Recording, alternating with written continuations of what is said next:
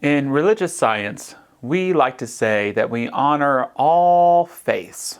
And yet, I would argue that in truth, there are only two types of religion: outside religion and inside religion. Outside religion is based on the idea that there is a God, a creator, a man upstairs, whatever you want to call it, that is as far away from you as you can possibly imagine, in another dimension, in the cosmos, and yet at the same time, you're intrinsically connected. You and God have a relationship, and yet something has gotten in the way to fragment it. God woke up, said she's going to go get a gallon of milk, and never came back. Or there's something with your humanity, something about who you are, that is somehow ticked off the Creator God. And outside religion is all about our individual pathway to reconnect with the Creator. And I respect all faiths, and yet I want to be really tough today on outside religion. I want to be tough on outside religion because of the psychological damage that it creates when we use something like religion as a way to separate us instead of connect us with God. Because outside religion, consciously or unconsciously, invented the pyramid marketing scheme.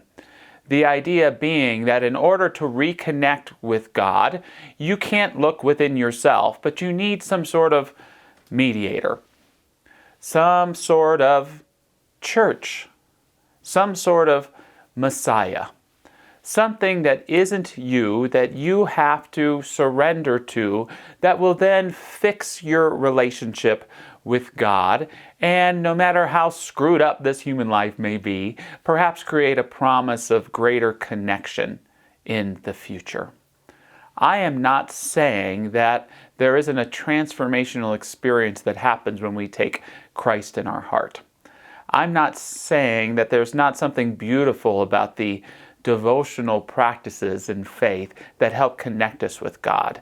I am saying there's something quite sick in the idea of anyone telling you that in order to get to God, you have to go through them, through their system, through their ritual, through their particular faith. In this sense, outside religion becomes a kind of hell because it serves against its very purpose. And like Henry Nouwen once alluded to, what is hell but our own rejection of ourselves from entering heaven? God would never reject us, but we reject ourselves. It helps me think of what our founder, Ernest Holmes, said: if you want to stay out of hell, then no one can ever be in it. Because when we blame, when we reject, when we put people outside of good, we inadvertently put ourselves there too. And that's one of the problems of outside religion. Ralph Waldo Emerson, our philosophical forefather, he left his job as a Unitarian minister mostly because of this idea that he didn't want to teach people that he, through performing the Eucharist or communion, could help people connect with God. For Emerson, the very existence of our mind was the very existence of God in us, as us, expressing. And that leads me to inside religion. And inside religion, as complex and multi-layered as it may be, is quite simple. You find God within yourself. You find God within yourself. And as I'll complete the message today, but I'm going to go ahead and throw it out now, when you discover God within yourself, you can then find God anywhere. But until you can find God within yourself, you can't find God anywhere. Inside religion believes that we find a spiritual connection. We unveil that the divine has never left us, has always been there with us, And yet we've had to overcome some of our own confusion, our own negative self-image, our own falling into the traps of the world that would have us think that we're not connected with something divine, our own losing our way in the midst of outside religion. We have to overcome those things to find a connection with the divine in our heart. And when we overcome ourselves, it can begin to speak to us through all things. For me, one of the greatest spiritual movements ever happened in America in the 19th century. We have this new independent spirit, this newfound value on the self. We have this frontierism, this idea of learning exotic and new spiritual things, as well as entering land masses that we had never seen or experienced before. Those who came from Europe, of course, our indigenous people knew it well.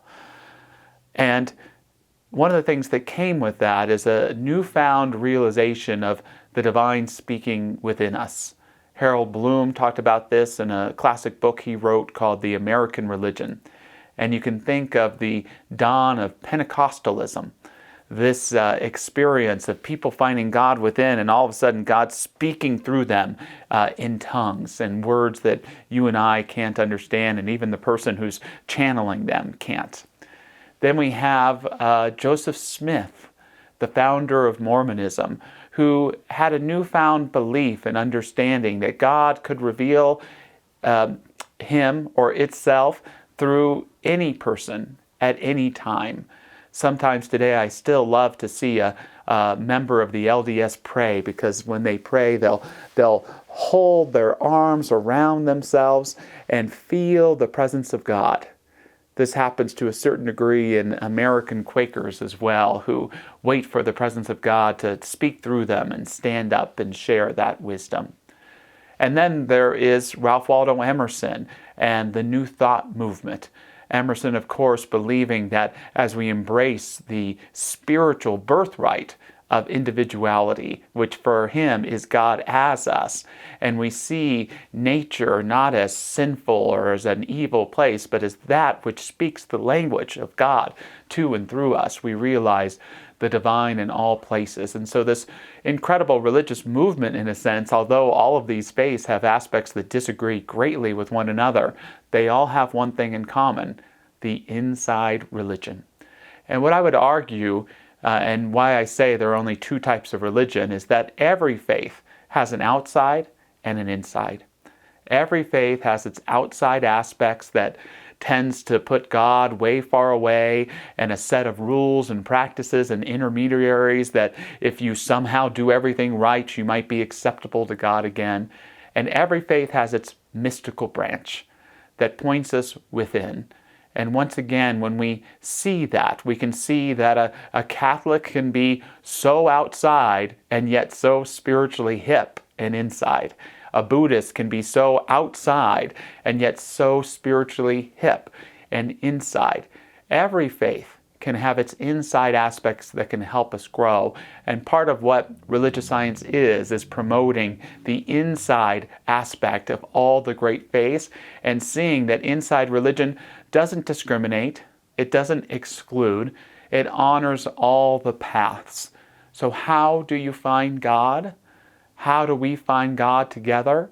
It starts through something unique and beautiful, something no one or anyone else can do. Enter into the interior aspect of your being. Celebrate your glorious uniqueness and have revealed to you the very existence of a divine unity, of an infinite mind, of an undescribable beauty. And as we listen to it, it speaks through us. It speaks like the divine spoke through the Psalms and through the sutras and through the spirituals. It's that voice of the divine that calls us to live a spiritual life. And as we do that in an inclusive way, not in an outclusive way, to coin a term, we begin to live the religion that's right for us. And we find God each and every day. And if we're lucky, the divine finds and delights in us along the way too. I think one of the most important questions to ask ourselves in prayerfulness is, how has my understanding of God evolved over time? From an image of a perhaps grand figure to perhaps the feeling we have on a beautiful day and a moment of clarity and gratitude for our lives. How our understanding of God evolves over time is reflective of how deeply we've entered into ourselves. As we grow, our understanding of God grows. And perhaps we might say that God in its own way evolves a little bit through you and me as well. How might we say to ourselves in this prayer, God, how do you seek to evolve in me? May you evolve me in my understanding and my receptivity and my knowledge and my openness, so that you may be that much more what you are in my lives and the lives of others, in the life of the adventure of this planet Earth and this vast cosmos. I know there is a divine story unfolding, the most divine ever told, and I am so grateful to be a part of it. And so it is.